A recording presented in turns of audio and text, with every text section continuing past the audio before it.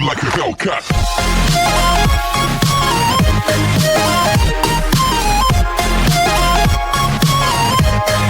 Part 4 की starting में हम देखते हैं कि हाईजुन जो कि मसल एक्सरसाइज कर रहा है, पर जब जैसी ज़्यादा वेट की वजह से वो अनबैलेंस हुआ तो तब बाखा उसकी हेल्प करती है भारी वेट को वापस रखने में, ये बोलकर कि मुझे लगा ये ज़्यादा हैवी होगा बट ये तो नॉर्मल था। तो तब हाईजुन बाखा को अपने जिम में देख भड़क गया कि तुम यहाँ कैसे, यानी तुम्हें गुसेंग होटल के जिम में किसने एंट्री दी। तो तब बाखा बताती है कि मुझे यहाँ एज ए हेल्पर जॉब पे रखा गया है क्योंकि मैं काफ़ी स्ट्रांग हूँ इसलिए। तो तब ये बात सुन पहले तो हाईजुन चुपचाप वहाँ से चला गया, मगर फिर नेक्स्ट सीन में बाखा को पता चलता है कि उसे आज पहले दिन ही जॉब से निकाला जा रहा है क्योंकि ये डायरेक्टर हाईजुन का ऑर्डर है जो तुम्हारे साथ बिल्कुल भी कंफर्टेबल नहीं। तो ये बात सुन बाखा को बहुत ज़्यादा गुस्सा आया, इसलिए वो डायरेक्ट हाईजुन के पास आकर उससे इस हरकत का रीज़न पूछने लगी, मगर हाईजुन उसे कुछ नहीं बता रहा था बल्कि सिर्फ उसे इग्नोर करता है इस डर से कि अगर मैं बोला तो कहीं ये मुझे मारने ना लगे। मगर जब जैसे लिफ्ट ओपन हुई और वो उसके अंदर गया तो तब वो बच्चों की तरह बाखा को चिढ़ाने लगा कि हाँ मैंने ही तुम्हें काम से निकलवाया है, समझी। जिसे जाते देख बाखा कुछ नहीं कर पाई। अब नेक्स्ट टाइम हम देखते हैं कि मिस ओ इन जिन पर धीरे धीरे हैरी का जादू चल रहा है, इसलिए वो टाइम निकाल कर हैरी की वीडियोस देखने लगी, ये कहकर कि जो भी हो कुछ तो अलग बात है इसमें, पर मैं क्यों उसके बारे में इतना सोच रही हूँ। और फिर दूसरे ही पल हैरी को देखने गोल्फ प्लेस आ गई जहाँ हैरी भी उन्हें देख खुश था, मगर फिर बाद में इग्नोर करने लगा एंड दूसरी लेडीज को ज़्यादा अटेंशन देता है। तो तब ये सब देख मिस ओहिन मनी मन बहुत ज़्यादा जेलस होती हैं। नेक्स्ट सीन में हम देखते हैं कि जब हैरी वापस घर जा रहा था तो तब उसे इंजी अपनी मिस कोरिया कॉन्टेस्ट टीम के साथ होटल में एंटर करते हुए दिखी, जिसे वो रूम नंबर 6 कह के पुकारता है। तो तब इंजी भागते हुए हैरी के पास आई और उसे ऐसा बोलने से मना करती है क्योंकि रूम नंबर 6 उसकी चिड़ है। यहाँ ये दोनों थोड़ी बहुत बातें करते हैं और जब जैसी इंजी वहाँ से गई तो तब उसके जाते ही एंट्री हुई प्रेसिडेंट ना की, जिन्हें उनका असिस्टेंट समझा रहा था कि सर आप प्लीज़ पूरा दिन उस लड़की को ढूंढना छोड़ दो जिसे आप बहुत टाइम से ढूंढ रहे हो, ऐसे ही रहा तो आपकी तबीयत खराब हो जाएगी। मगर वो मानते नहीं और जब जैसी थकान की वजह से लिफ्ट में आकर बेहोश होने लगे तो तब वहाँ इंजी आई जो कि प्रेसिडेंट ना को ऐसी हालत में देख हैरान थी और पूछती है कि ओल्ड मैन क्या आप ठीक हो, यानी अगर आपसे चला नहीं जा रहा तो क्या मैं आपके लिए एम्बुलेंस बुलाऊं, प्लीज़ बताइए ओल्ड मैन। मगर प्रेसिडेंट ना ने मना कर दिया और जब बिना इंजी को देख वहाँ से जाने लगे तो तब इंजी पीछे से बोलती है कि ओल्ड मैन इमरजेंसी रूम सामने है, अगर आप चाहो तो वहाँ जाके रेस्ट कर सकते हो। तो तब ये सुन वो गुस्से से बोलते हैं कि आखिर ये लड़की मुझे क्यों बार बार ओल्ड मैन बोल रही है। और फिर जब जैसी पीछे मुड़े और देखते हैं कि ये लड़की और कोई नहीं बल्कि उनकी सुंदरी थी जिसे वो पहचान ही नहीं पाए, तो तब ये देख उनका मुंह खुला का खुला ही रह गया। वो भागते हुए वापस लिफ्ट के पास आए मगर लिफ्ट क्लोज हो चुकी थी। फिर बस होना क्या था, प्रेसिडेंट ना पागल होने लगे कि अब भला मैं क्या करूं, कैसे सुंदरी के पास जाऊं, इसलिए उन्होंने सीढ़ियों से भागना शुरू कर दिया। मगर हेल्थ प्रॉब्लम की वजह से ज़्यादा ऊपर नहीं जा पाए एंड घर आकर बीमार पड़ गए। उनकी दोनों बहुएं भी उनके लिए परेशान थी कि आखिर आप क्यों सीढ़ियों पर भागे, क्या आपने कोई भूत देख लिया था।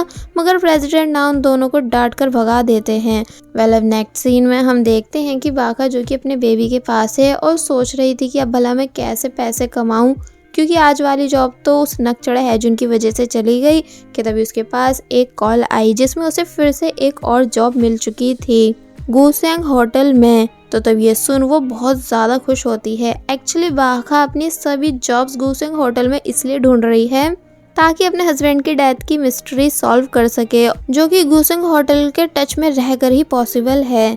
मगर वहीं दूसरी तरफ वुजाई बहुत ज़्यादा परेशान है क्योंकि उसकी मदर की हेल्थ कंडीशन बिल्कुल ठीक नहीं, इसलिए उसे फिर से गोल्फ में वापस आकर पैसे भी कमाने होंगे एंड गोल्फ कंपटीशन की तैयारी भी करनी होगी, तभी वो अपनी मॉम को एक अच्छी ज़िंदगी दे पाएगा। नेक्स्ट डे हम देखते हैं कि प्रेसिडेंट ना अभी तक इस बात से परेशान है कि उनकी सुंदरी उन्हें बार बार ओल्ड मैन की पुकार रही थी, जबकि अभी वो इतने भी ओल्ड नहीं हुए कि तभी उन्हें उनकी सेक्रेटरी याद दिलाती है कि सर आज आपको मिस कोरिया कॉन्टेस्ट में भी जाना है। और वही इंजी जो कि रात के कॉन्टेस्ट की पूरी तैयारी कर रही है, तो तब उसकी हरकतें देख बाकी गर्ल्स हंसने लगी क्योंकि इंजी अपने आप को ऑडियंस के सामने यूनिक दिखाने के चक्कर में रूल्स तोड़ रही थी। तो तब वहाँ का डायरेक्टर उसे ये सब हरकतें करने से साफ मना करता है।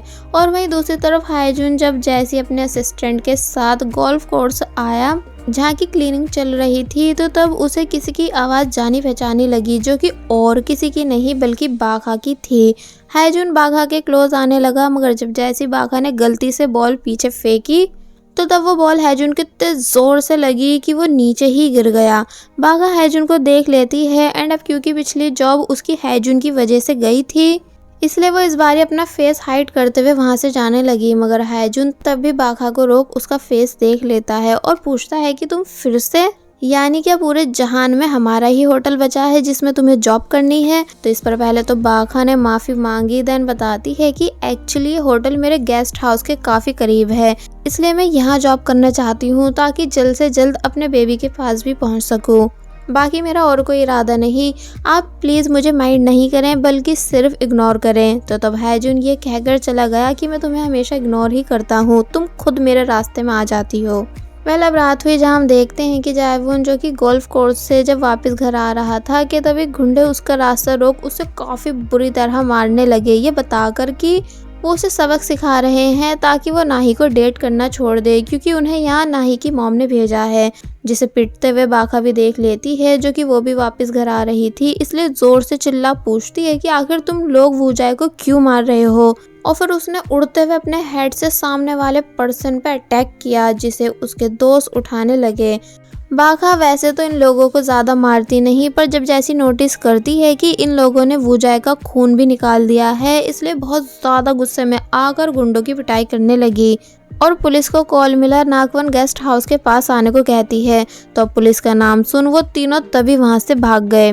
बाघा वूजाए से पूछती है कि क्या तुम ठीक हो, यानी तुम्हें ज़्यादा लगी तो नहीं।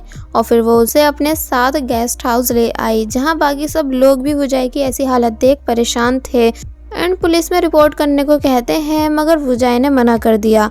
और वहीं दूसरी तरफ गुसिंग होटल में एंट्री हुई मिस रोही की, जो कि बहुत ही ज़्यादा रेडी थी, इसलिए ये देख मिस ओहिन उनका मजाक बनाने लगी कि क्या तुम किसी शादी में आई हो जितना ज़्यादा तैयार हो। तो इस पर मिस रोही ने जवाब दिया कि आई नो मैं बहुत ज़्यादा गॉर्जियस हूँ, इसलिए मुझसे जेलस होने की ज़रूरत नहीं। और वहीं इंजी जो कि कॉन्टेस्ट से पहले बहुत ज़्यादा नर्वस है, इसलिए नॉर्मल होने के लिए काफ़ी सारी मेडिसिन पीने लगी, जिससे उसे अर्जेंटली वॉशरूम जाना पड़ा। वॉशरूम के बाहर बहुत सारे लोगों की भीड़ थी, जिसमें मिस रोही और मिस ओइन भी थी, इसलिए उन्होंने इंजी को लाइन तोड़कर अंदर जाने से मना किया। इंजी बताती है कि मेरा कॉन्टेस्ट स्टार्ट होने वाला है, इसलिए मैं बहुत ज़्यादा जल्दी में हूँ, प्लीज़ आप सभी मुझ पर रहम खाओ एंड मुझे प्लीज़ अंदर जाने दो। मगर मिस ओहिन और मिस रोहित तभी उसे अंदर जाने नहीं देती। काफ़ी बहस के बाद जब इंजी खुद से अंदर जाने लगी, तो तब इन दोनों ने उसकी ड्रेस पर पैर रख के उसे फाड़ दिया। तो तब ये देख इंजी शॉक होकर कहती है कि आप दोनों मेरे साथ ऐसा कैसे कर सकती हो।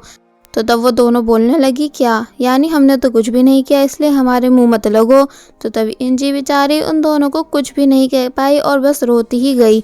और वहीं दूसरी तरफ शो के अंदर हाईजुन एंड नाही, ये दोनों भी थे जिन्हें अपने ग्रैंडपा की वजह से मजबूरन आना पड़ा, इसलिए वो बस शो के स्टार्ट होने का वेट करते हैं।